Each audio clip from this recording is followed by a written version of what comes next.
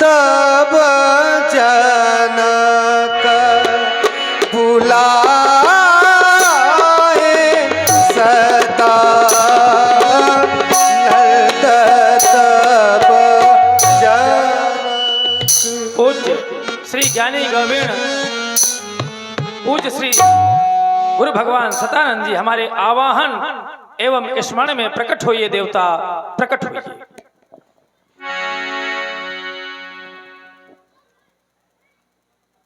आज इस सेवक का प्रणाम प्रीत हो, प्रणाम प्रीत हो। यम नियम प्राणायाम प्रत्याहार ध्यान धारण आसन समाधि अष्टांग योगी सीरत ध्वज आपके द्वारा प्रणाम किया गया, शिष्टाचार किया गया। आपके लिए शुभ आशीर्वाद। राजन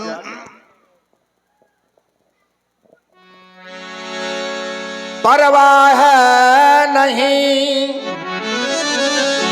मिला जग के वैभव, जीवन का सुख सारा रहे और राजना चाहिए विभूतियों को, भूषित ये तो ग्रह द्वारा रहे।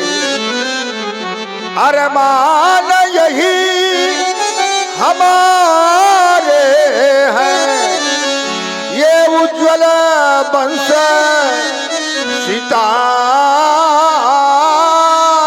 रहे। हम रहे या ना रहे जग में,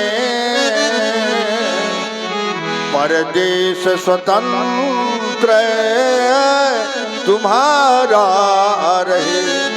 बुलवाने का कारण बताया जाए। बुलाने का हेतु, बुलाने का कारण, कल आप भी साथ में गए थे। सृष्टि के द्वितीय रचनाकार ब्रह्मर्षि पद से विभूषित आचार्य श्री विश्वामित्र जी का पदार्पण जो हमारी मिथिला में हुआ था, हमने उनको सदन सुखद पर ठहराया हुआ है। विचार करता हूं आप सदन सुखद चले जाएं, उनको यहां पर लेकर के आए और इस मंच की शोभा को बढ़ाएं तो महान दया नहीं अपितु महान कृपा होगी। लेकिन एक हमारी विनय है, विनय इन शब्दों में है। श्रवण करें देवता, श्रवण करें कि जाओ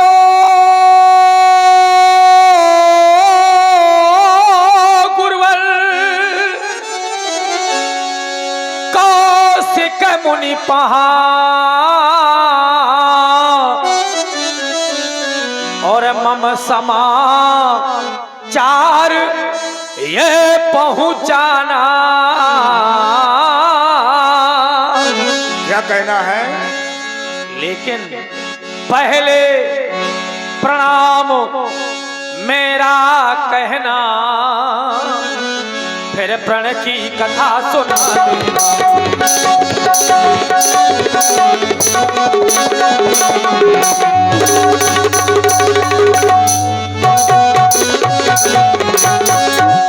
अंतिम दिन आज स्वयंवर का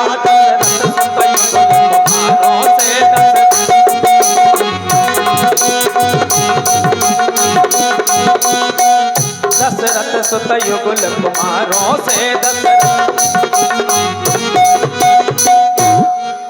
तो मुनियों का वृंद सुशोभित है।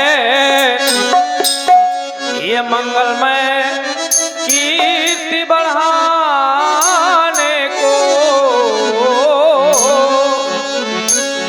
हाँ मंगलमय कीर्ति बढ़ाने को। और देखो ना ये गुरु का विनाश, उस बेदी में मेरी पुत्री का ब्याह रचाने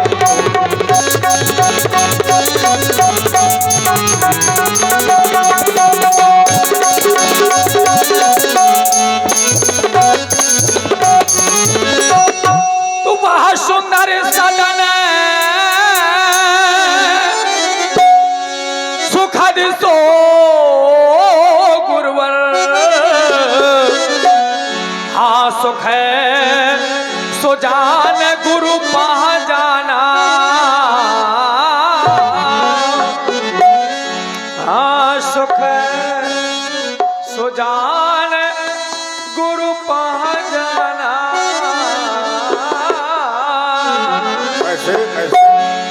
है विश्वामित्र और राम लखन, राम लखन है विश्वामित्र और राम लखन, उनको गुरुवर तुम लेना।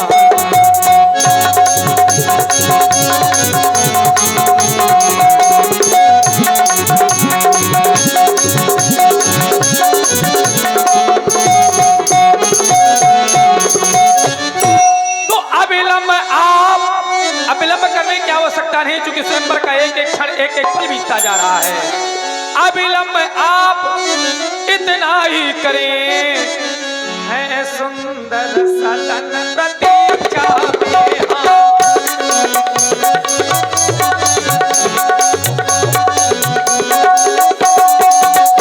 हाँ सुंदर सदन प्रतीक्षा में।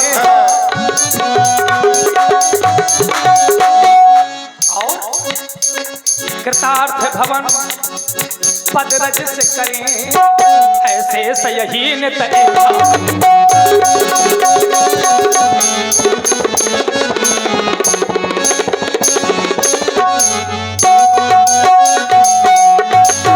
बस यही विनय है, यही सेवक का निवेदन है। यदि आप कार्य पूर्ण करेंगे तो यह सेवक आपका सदैव आभारी रहेगा, सदैव आभारी रहेगा।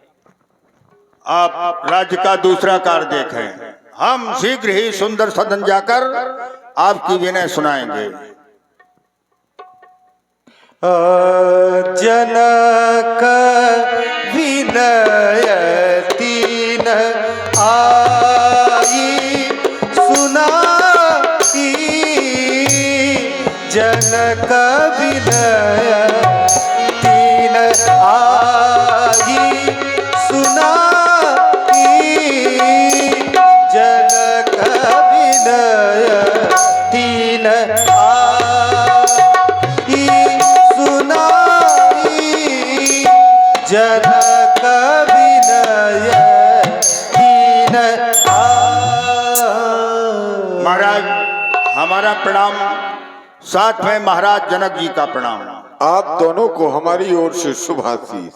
और आज हम कुशलता महाराज है, कुशलता है, आपकी कृपा से पूर्ण कुशलता है। आज अकेले सदन सुखद में आने का कारण क्या है? कारण महाराज जनक जी की ओर से कुछ विनय लेकर के आए हैं। ये कष्ट आपको करना पड़ा? हाँ, राजा जनक की विनय लेकर के आपको आना पड़ा? राजा जनक ने आपको कैसे भेज दिया? अरे विनय तो किसी सचिव के द्वारा भी भेजी जा सकती थी। क्यों नहीं? गुरु को आदेशित करके भेजना, यह हमारी समझ में नहीं आ रहा है। ऐसा क्यों? ये ऐसा यूं कि जैसा देवता होता है वैसी ही पूजा चाहिए। अगर आपके पास किसी छोटे मोटे सचिव को, सेवक को भेजते तो इसमें शोभा नहीं थी। हम हैं ब्राह्मण, आप हैं महामुनि। महाराज जनक जी ने सोचा कि इनको भेजा जाए, तो आप जैसे देवता हैं वैसा पुजारी। अरे चलो भाई, छोटे मोटे को ना भेजते। हाँ, छोटे नहीं, मैं ब्राह्मण हूं। हमने आपके शब्दों को सुना। नहीं नहीं नहीं, रुक जाइए, रुक जाइए। क्या मैं भी कोई ऋषि मुनि हूं क्या? वो महामुनि की पदवी पाए हैं। अरे भाई, ऋषि की पदवी पाए हैं और हम साधारण ब्राह्मण हैं। रुक जाइए, आप साधारण ब्राह्मण नहीं हैं, राजा जनक के कुलगुरु हैं आप। गुरु हैं, वो बात अपनी राजा जगह। जनक के कुलगुरु हैं, तो क्या गुरु को आदेशित करके किसी को बुलाने के हेतु, किसी से निवेदन करने के हेतु भेजा जा सकता है? चलो, अगर हमारा सम्मान ही करना था तो मिथिला में और भी तो ब्राह्मण थे।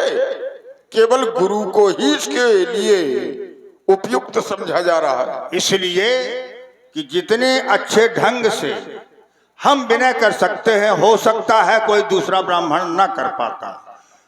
हैं, तो इसमें कोई बड़ी बात नहीं है। अगर कोई छोटे मोटे को भेजते, साधारण किसी विशेष व्यक्ति के पास छोटे सेवक को भेज दिया जाए तो उसका सम्मान इसमें नहीं होता है। उसका सम्मान आपके सम्मान के लिए मुझे भेजा गया है। अगर कोई छोटा सेवक भेज दिया जाता, बहुत है, नाई बारी भाट नट तमाम है, अगर इनको भेजा जाता आपके पास तो हमारी समझ में उचित नहीं था। मैंने इनके लिए नहीं कहा, आपने पहले कहा कि एक ऋषि को बुलाने के लिए ब्राह्मण, तो मिथिला में ब्राह्मण अन्य है, गुरु को नहीं उपयुक्त समझा जाता। जैसे एक राजा ने और हमारा सम्मान किया था, तो कहे राजा गुरु को लेकर के आए थे क्या? मुनि आगमन सुना जब राजा, तो मिलन चले उलय विप्र समाजा। ब्राह्मणों का समाज था, गुरु नहीं थे, आए हमारे सम्मान के लिए। लेकिन जब जनक जी ने सम्मान किया तब कौन था? आप मिथिला का उदाहरण दीजिए, अयोध्या का ना दीजिए। हैं? कौन थे? संग सचो सुचि भूर भट भूसुर वर गुरु ज्ञात, इतने लोग थे। और क्यों थे? आपके साथ में उतने हैं, इसलिए जो जिस लायक था वो सबको लेकर के ये गए हैं। संग सचिव सुच भूरि भट भूसुर बर गुरु ज्ञात, ये गए हैं। और राजा दशरथ लाए थे, मिलन गयो लय विप्र समाजा। राजा दशरथ लेकर के गए थे और ये स्वेच्छा से आई। अंतर ये। अच्छा, महाराज जनक जी ने नहीं कहा था इनको, ये अपने आप चल दिए थे। चलिए ये बात को अगर कहा हो तो बताओ। मिलन चले, मुनि राय मिलन चले, बुलाया नहीं, लेके नहीं आए, मिलन चले। और वहां पर सीधा सीधा है कि मिलन गयो ले विप्र समाजा। आप ये विचार करिए, कोई राजा कहीं जा रहा है और उसके साथ में ये सब अपने आप लग जाएंगे बिना आज्ञा के। मैं नहीं कह रहा, भले ही मैं नहीं कह रहा, आपने जो दोहा पढ़ा वो दोहा के शब्द कही रहे। हाँ, मिलन चलो, स्वमेव चलना और किसी के आदेश पर चलना, इसमें अंतर है। इतने लोगों को लेकर चले हुए मुदित राव यही भांत, तो ऐसा नहीं है कि अपने आप चल दिए थे वो, ये बात है। अच्छा, तो अब विनय सुन लीजिए क्या कहा है। सुना डालो। मिथिला में आज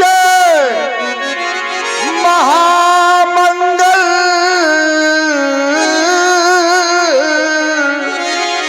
लपन मुख भूमि सजवाई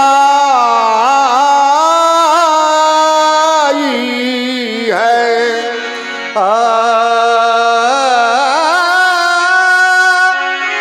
नृप ने मख भूमि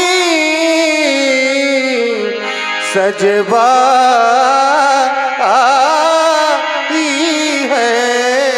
और आए न प्रदेश विदेशों के, तो अजब छटा छवि